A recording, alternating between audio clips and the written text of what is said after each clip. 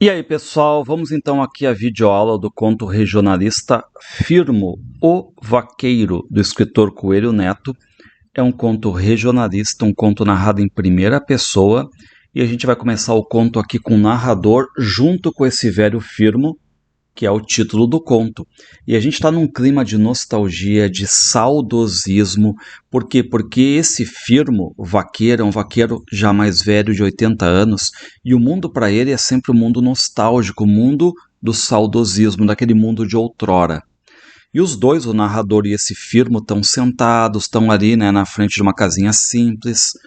O velho Firmo e eu fumávamos, relembrando passagens alegres da vida de outrora, ou seja, desse clima de nostalgia, de saudosismo daquilo que já passou na vida deles.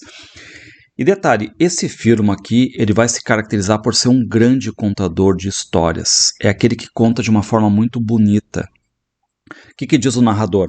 Firmo era meu companheiro quando ia passar as férias na roça. O que ele sabia de histórias e como as contava, fazendo a voz enternecida e meiga. Ou seja, ele é um profissional, basicamente, nesse sentido de contar histórias. Porque quando o Firmo ia contar qualquer história, ele sabia imitar a voz de princesa, voz de gigante, aquela ideia de sabe ter uma voz doce, uma voz pesada, sabe dar ênfase, sabe mostrar irritação, calma, meiguice.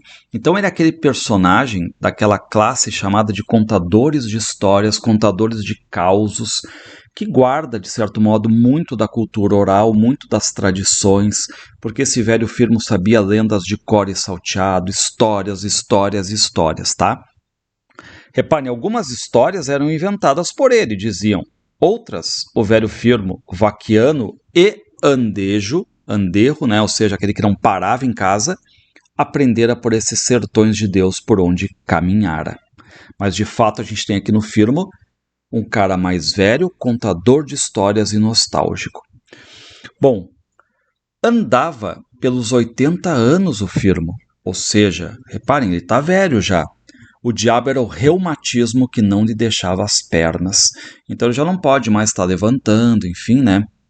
E quando ele era novo, ele chamava muito atenção. Ele era muito bonito, as mulheres todas apaixonadas por ele. Reparem, ele era um caboclo atirado, musculoso e rijo. Só que mesmo mais velho agora, doente, os dentes já mais pontudos, né?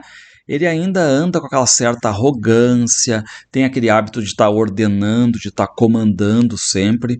Em tempos de festa, Firmo saltava na roda, sapateando, rasgando na viola a tirana dos campeiros, e quem ousava pegar no verso do caboclo? Bom, por quê? Porque ele era um bom cantador também, ele sabia fazer versos. E, de novo, sempre aquele lado de ser um personagem saudosista, nostálgico. Reparem agora a frase síntese. Firmo vivia encostado no tempo de antes, não do de agora, de antes. A saudade era o seu conforto. Ou seja, como é que ele vive? Ele vive da nostalgia, ele vive do passado. Então é um personagem totalmente mergulhado no saudosismo, na nostalgia, então encostado no tempo passado. E como é que ele vê por tabela o mundo de hoje? Um mundo mudado, um mundo piorado. Bom, o que o Firmo dizia? Ó, citava os valentes, os homens valentes de antanho, de antes, e mostrava as velhas gabando-lhes a beleza que a idade fanara, que a idade tirara dele, né? Ou seja, para o Firmo, ele vivia das recordações, da nostalgia, do saudosismo, do passado, das recordações, tá? Só que aí o narrador em primeira pessoa diz que quando ele estava ali com o Firmo, ficava ouvindo as histórias do Firmo. E o Firmo gostava, enfim, de ver o movimento do gado, ficava empolgado e novamente bate o que? A nostalgia no Firmo. Ah, Nossa Senhora, meu tempo. Só que aí o narrador se lamenta, né? Porque depois de falar sobre o Firmo do passado, o narrador vai falar sobre o presente. Reparem, foi pelo Natal que viu o velho Firmo pela última vez. E o Firmo estava muito mal, e aí o narrador conta que chegou até o sítio. Reparem, Firmo estava doente, mal podia mover-se, passava os dias na rede. Questão do reumatismo e tudo mais, né? E o que o Firmo dizia? Estou derrubado, patrãozinho. Moléstia má, patrãozinho. Parece que desta feita Vou mesmo. Ou seja, o Firmo já com a certeza de que vai morrer. Só que o narrador chega e diz, ó, Firmo, eu fiz uma surpresa para ti. Ah, é qual? Eu trouxe o Raimundinho. E onde está esse negro que não entra? Então, tio Firmo, a febre pode mais, hein? E aí, claro, né, quando entra esse Raimundinho aí e chega e diz assim, então, tio Firmo, a febre pode mais, né? Tu pode durar mais um pouquinho, né? O Firmo fica muito feliz, né? E aí já pede pro Raimundinho pegar a viola. E o Firmo pergunta, vem cá, tua viola está encordoada? E aí o Firmo diz, ó, danado, onde você viu viola de homem sem corda? E tá afinada. Ou então reparem, né, que esse Raimundinho aqui traz uma felicidade pro Firmo, porque trouxe a viola, né? E aí o Raimundinho começa a tocar a viola e declamar. O Raimundinho diz, né, no coração de quem ama nasce uma flor que envenena. E quem é que continua o verso, que fecha a quadrinha, o quarteto? O Firmo. Morena, essa flor que mata, chama-se paixão, morena.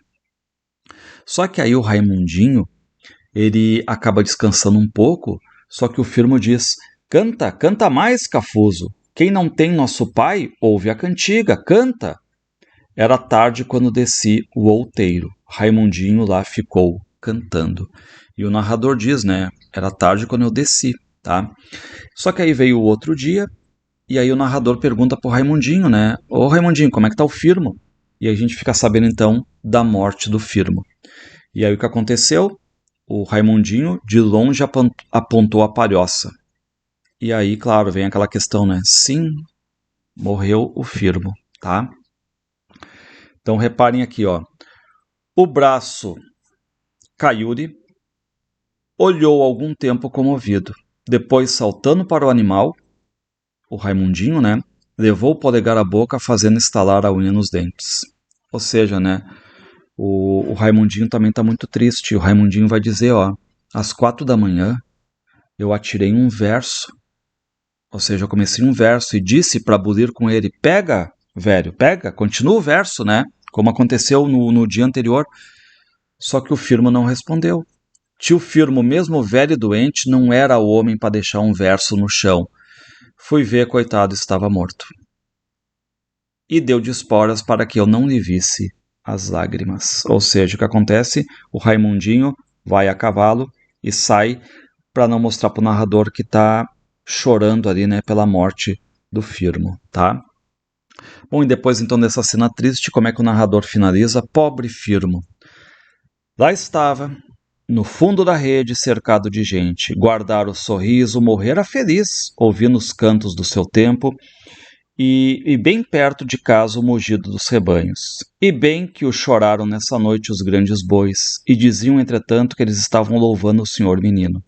Chorando o companheiro que eles estavam, os grandes bois que pressentem todas as desgraças e que veem a morte passar a noite com a foice de rastro através das campinas. Bem que choraram nessa noite os bois, de certo viram a morte entrar na cabana de Firmo. E aqui encerra um conto bem legal, né, sobre esse personagem, o Firmo, contador de histórias, um fazedor de versos, um conhecedor profundo da natureza. E reparem que toda a natureza parece chorar também, os bois, os animais chorando, sentindo aqui a morte do Firmo, tá? Enfim, legal esse conto aqui, um conto regionalista, né, um conto do Coelho Neto.